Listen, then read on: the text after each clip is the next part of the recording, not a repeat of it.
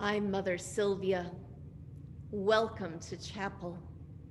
God welcomes all, strangers and friends. God's love is strong and it never ends. Let's sing. God welcomes all, strangers and friends. God's love is strong and it never ends. God welcomes all, strangers and friends. God's love is strong and it never ends. God's love is strong and it never ends. God's love and peace and blessing are always all around us, but sometimes we have to stop and pay attention and get ready to receive those gifts of peace and love. When we come to chapel, the first way we get ready is to notice the color. And yes, the color is still green, reminding us that we are still in the season of creation, still in the great green growing season, the longest season in the circle of the church year. Icons can also help us get ready. This is the icon of Saint Francis, who brought to us the song and the prayer of all of the creatures, who reminds us that God is speaking to us in the whole creation, and that we need to care for God's creation the way we care for our own brothers and sisters. Candles can help us get ready. The light of the candle reminds us that the light of God's peace and love is always shining inside us and all around us, wherever we are. It helps to get ready to breathe. Fragrant oils can remind us to stop and take a deep breath, like these frankincense and myrrh, like the fragrant oils that the wise men brought to the baby Jesus. Take a deep breath. The sound of a bell can help us get ready, can help us listen to the sound and listen to the silence.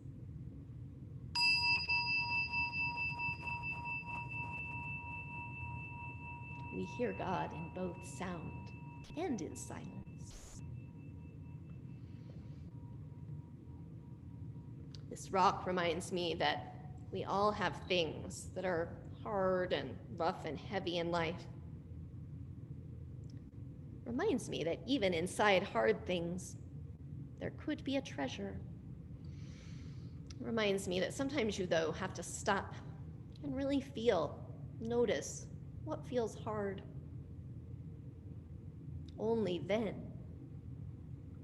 can you lay it down or ask God to help.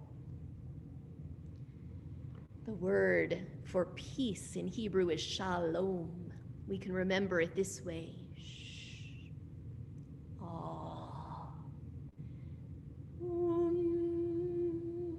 Try it with me.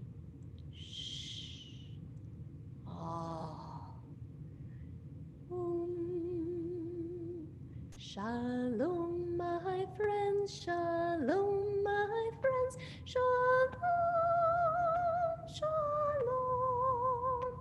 Shalom, my friends. Shalom, my friends. Shalom, shalom. Shalom to the chapel. Shalom, Mother Sylvia. Shalom, shalom. Shalom to you. Shalom, everybody. Shalom, shalom. Now gather that peace which is always around you. Rub it together between your hands, and when your hands grow nice and warm, bring them up to your head. And feel the peace of God fill your thoughts and your mind. Gather God's peace, which is always around you. Rub a little bit between your hands, and when you feel it grow nice and warm, bring it into your heart and feel the peace of God fill up your heart. Gather God's peace, which is always around you. Rub it together between your hands, and when you feel it grow nice and warm, bring those hands to your belly or your legs, your arms, whatever parts of your body might need peace and love today. And feel God's peace fill up your body and your heart and your mind. Breathe in God's peace. And breathe out God's peace.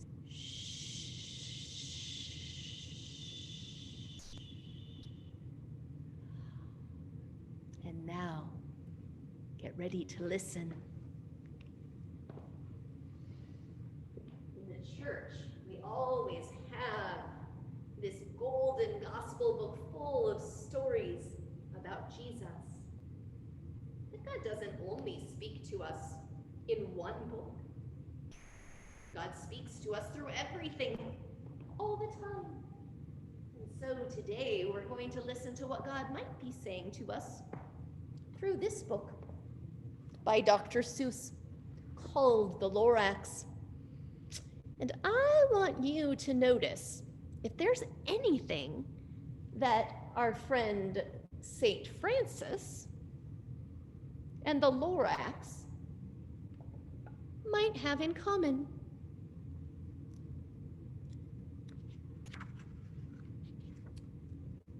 The Lorax by Dr. Seuss. At the far end of town where the grickle grass grows and the wind smells slow and sour when it blows and no birds ever sing excepting old crows is the street of the lifted Lorax. And deep in the grickle grass, some people say if you look deep enough, you can still see today where the Lorax once stood just as long as it could before somebody lifted the Lorax away. Sorry, I'm having a hard time showing you the pictures. Hopefully you have the book in front of you and you can look at those pictures. What was the Lorax? And why was it there? And why was it lifted and taken somewhere? From the far end of town where the grickle grass grows. The old Onceler still lives here. Ask him. He knows. You won't see the Onceler. Don't knock at his door. He stays in his lurkum on top of his store. He lurks in his lurkum cold under the roof, where he makes his own clothes out of myth-muffered moof. And on special dank midnights in August, he peeks out of the shutters and sometimes he speaks and tells how the Lorax was lifted away. He'll tell you, perhaps, if you're willing to pay. On the end of a rope, he lets down a tin pail, and you have to toss in 15 cents and a nail and the shell of a great-great-great-grandfather snail. Then he pulls up the pail, makes a most careful count to see if you've paid him the proper amount. Then he hides what you paid him away in his snub, in secret, his secret strange hole in his grubulous glove. Then he grunts, "I will call you by whispermaphone, for the secrets I tell are for your ears alone." Sloop! Down slops the whispermaphone to your ear, and the old Onceler's whispers are not very clear, since they have to come down through a snurgly hose, and he sounds as if he had smallish bees up his nose. "Now I'll tell you," he says, with his teeth sounding gray, "how the Lorax got lifted and taken away. It all started way back, such a long, long time back. Way back in the days when the grass was still green and the pond was still wet and the clouds were still clean, and the song of the swami swans rang out in space. One morning I came to this glorious place, and I first saw the trees, the truffula trees, the bright-colored tufts of the truffula trees, mile after mile in the fresh morning breeze. And under the trees I saw brown barbaloots, frisking about in their barbaloot suits as they played in the shade and ate truffula fruits. From the ripulous pond came the comfortable sound of the humming fish humming while splashing around. But those trees, those truffula trees, All my life I'd been searching for trees such as these. The touch of their tufts was much softer than silk, and they had the sweet smell of fresh butterfly milk. I felt a great leaping of joy in my heart. I knew just what I'd do. I unloaded my cart. In no time at all, I had built a small shop. Then I chopped down a truffula tree with one chop, and with great skillful skill and with great speedy speed, I took the soft tuft and I knitted a thneed. The instant I'd finished, I heard a gazump. I looked. I saw something pop out of the stump of the tree I'd chopped down. It was sort of a man. Describe him? That's hard. I don't know if I can. He was shortish and oldish and brownish and mossy, and he spoke with a voice that was sharpish and bossy. "Mister," he said with a sawdusty sneeze, "I am the Lorax. I speak for the trees. I speak for the trees have no tongues, and I'm asking you, sir, at the top of my lungs." He was very upset as he shouted and puffed, "What's that thing you've made out of my truffula tuft?" "Look, Lorax," I said, "there's no cause for alarm. I chopped just one tree. I am doing no harm. I'm being quite useful. This thing is a thneed. A thneed's a fine something that all people need. It's a shirt, it's a sock, it's a glove, it's a hat. But it has other uses, yes, far beyond that. You can use it for carpets, for pillows, for sheets, or curtains, or covers for bicycle seats." The Lorax said, "Sir, you are crazy with greed. There is no one on earth who would buy that fool thneed." But the very next moment, I proved he was wrong. For just at that minute, a chap came along, and he thought that the thneed I had knitted was great. He happily bought it for $3.98. I laughed at the Lorax. "You poor stupid guy. You never can tell what some people will buy." "I repeat," cried the Lorax, "I speak for the trees." "I'm busy," I told him. "Shut up, if you please." I rushed across the room, and in no time at all built a radio phone. I put in a quick call.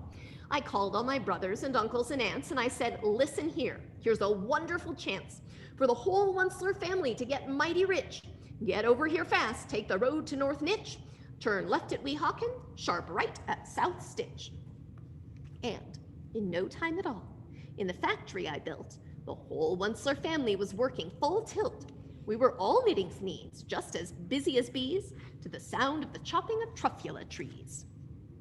Then, oh baby, oh, how my business did grow. Now chopping one tree at a time was too slow. So I quickly invented my super axe hacker, which whacked off 4 truffula trees at one smacker.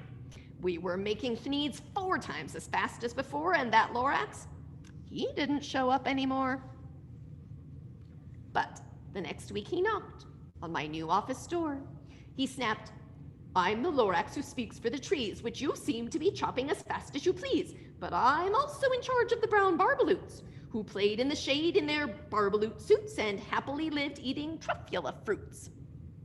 Now, thanks to your hacking my trees to the ground, there's not enough truffula fruits to go round, and my poor barbaloots are all getting the crummies because they have gas and no food in their tummies.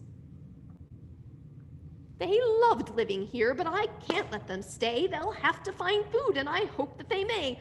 Good luck, boys," he cried, and he sent them away. I, the Onceler, felt sad as I watched them all go. But business is business, and business must grow, regardless of crummies in tummies, you know. I meant no harm, I most truly did not, but I had to grow bigger, so bigger I got. I biggered my factory, I biggered my roads, I biggered my wagons, I biggered the loads. Of the things I shipped out, I was shipping them forth to the south, to the east, to the west, to the north. I went right on biggering, selling more thneeds, and I biggered my money, which everyone needs. Then again, he came back. I was fixing some pipes when that old nuisance Lorax came back with more gripes. "I am the Lorax," he coughed and he whiffed. He sneezed and he snuffled, he snargled, he sniffed. "Onceler," he cried with a crofulous croak, "Onceler, you're making such smokulous smoke. My poor swummy swans, why, they can't sing a note. No one can sing who has smog in his throat."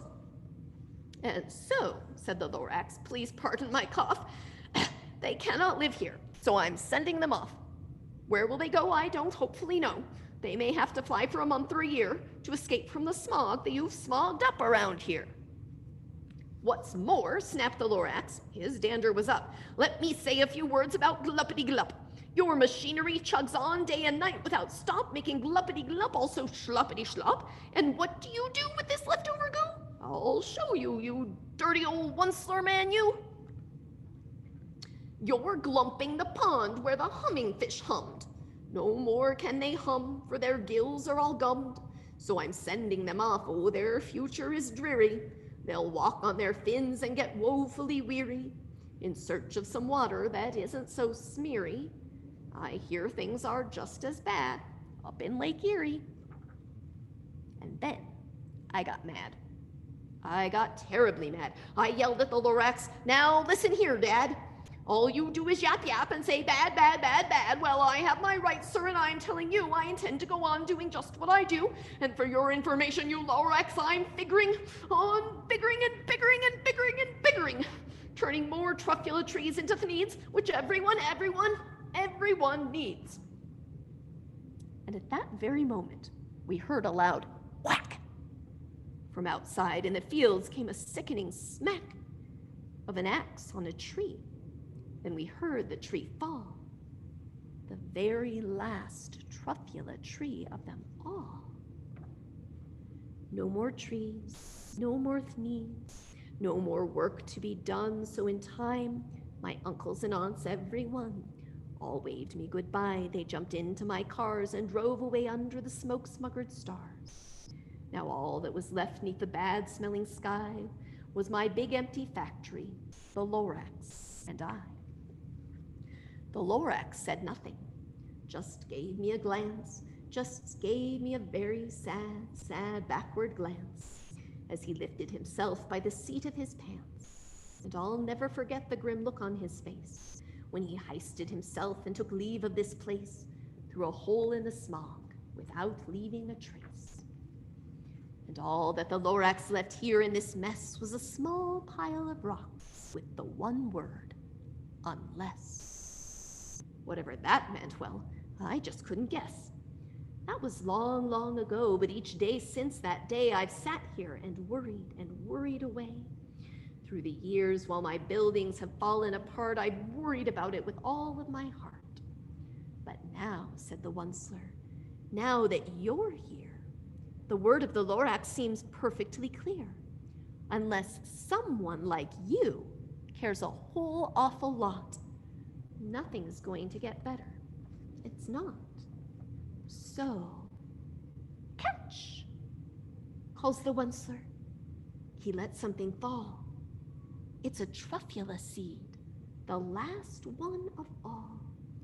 You're in charge of the last of the truffula seeds, and truffula trees are what everyone needs. Plant a new truffula, treat it with care, give it clean water and feed it fresh air, grow a forest, protect it from axes that hack. Then the Lorax and all of his friends may come back. So what do you think? I wonder what St. Francis and the Lorax have in common. The Lorax was the one who spoke for the trees and the animals. St. Francis also spoke for the trees and the animals. Let's pray together for the trees and the animals. I invite you to hold your prayer candle and to imagine all of the creatures in our earth that need protection and care, and to hold that prayer in the light of God's love while we sing. God creates life, life beholds beauty, beauty begets love, love is the life of God. God creates life, life beholds beauty, beauty begets love.